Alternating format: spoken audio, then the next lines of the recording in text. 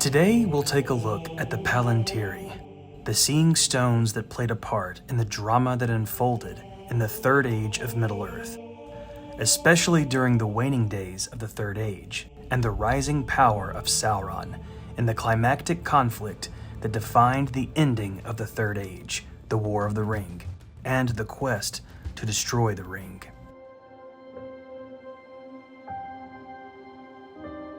The Seeing Stones of Middle-earth, also known as the Palantíri, were 7 mystical orbs that were spread across the lands of Middle-earth throughout the Third Age. These stones gave the observer the ability to communicate with another who possessed one of the other stones. They also gave the viewer the ability to see things taking place in other parts of the world. The stones originated in the blessed continent of Aman, early in the histories of Arda. Originally created by Fëanor, the mightiest and most talented craftsman of the ancient days, Fëanor created many amazing artifacts in his lifetime, including the 3 Silmarils, as well as the Palantíri. Of the stones that were made, there was one, the Master Stone, which was the greatest. This stone resided in Aman and remained there ever after. The other 7 Palantíri would see much travel in their time and would spread from Numenor to the vast landscape of Middle-earth as the years progressed. Before the calamity that befell Numenor, elves brought Elendil's father Amandil 7 mystical stones to comfort them in that dreadful time of Numenorean history. Elendil and his family were known of old as the Faithful, for they never lost sight of the light and refused to follow the evil of Sauron that had penetrated the kingdom of Numenor in the late Second Age. Thus, as destiny unfolded and Numenor was obliterated, the Faithful made their way to Middle-earth to begin a new life.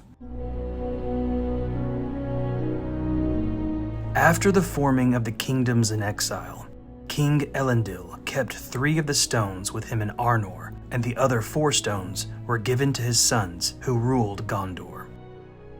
Many treasures and great heirlooms of virtue and wonder the exiles had brought from Numenor, and of these the most renowned were the 7 stones and the White Tree.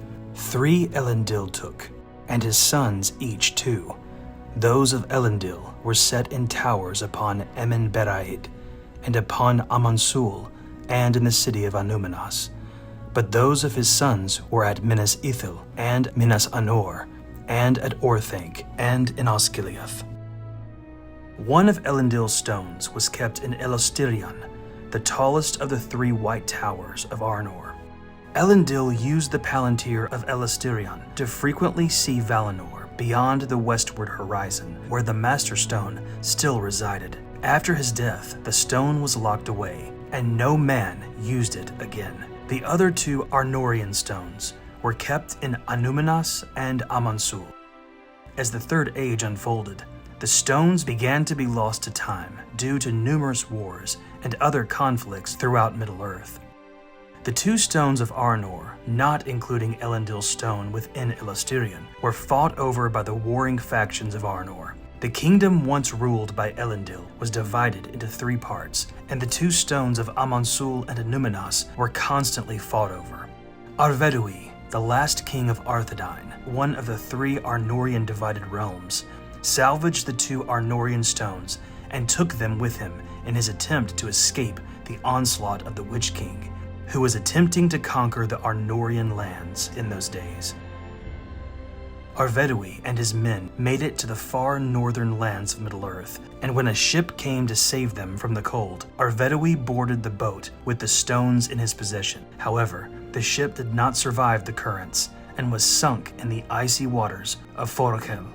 Arvedui and the 2 stones he possessed were lost to the sea. The 4 stones of Gondor were originally placed in Osgiliath, Minas Ithil, Minas Anor, and Orthanc. The greatest of these stones, and most likely the greatest of all 7 of the stones within Middle-earth, was the stone of Osgiliath.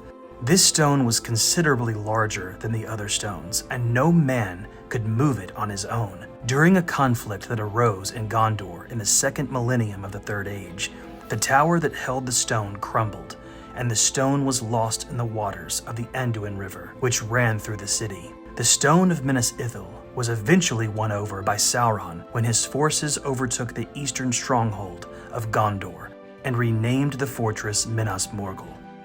This stone became the tool that Sauron used to ensnare a certain wizard with his shadow. The stone of Minas Anor remained in that great city all the way to the end of the Third Age, when the stronghold was known as Minas Tirith, the residing place of the stewards. Denethor, Boromir and Faramir's father, used the stone at times, and Sauron attempted to ensnare Denethor through it. Denethor, however, was very strong of mind and resisted the Dark Lord. The toll it took on him was irreversible, though. The use of the stone had weighed heavily on him, and he became very gloomy in his waning days. When Denethor took his own life during the War of the Ring, he held the stone as he burned to death.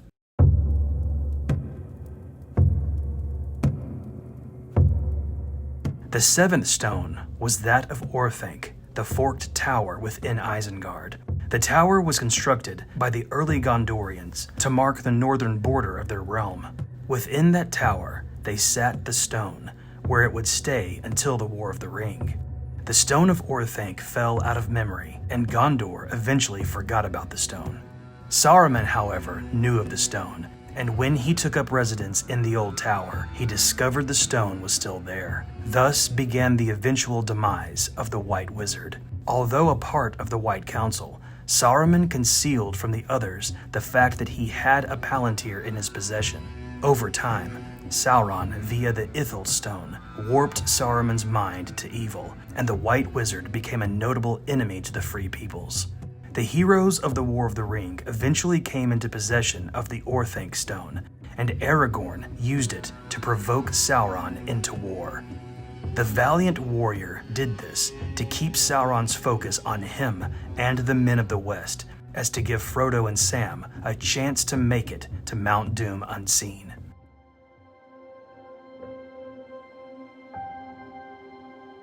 After the war, the stone of Elostirion, the White Tower, was taken away with the last writing of the Keepers of the Rings when they sailed oversea into the West. So friends, what do you like most about the Palantíri? I personally love the fact that Aragorn used a Palantir to draw Sauron's attention away from Frodo and Sam. The courage and strength of Aragorn is amazing, and I love that the same exact stone that corrupted Saruman was eventually used for good by Aragorn later on. Thank you for watching this video. Be sure to leave me a comment and let me know what you thought of this topic. For more epic Lord of the Rings videos, subscribe to the channel, and I'll see you in the next one. This has been your companion, the Memory Troll. Cheers. 3 Elendil took, and his sons each 2. Those of Elendil were set in towers upon Emen-Beraid, and upon Amansul, and in the city of Anumenas. But those of his sons were at Minas Ithil, Minas Anor, and at Orthanc, and in Osgiliath.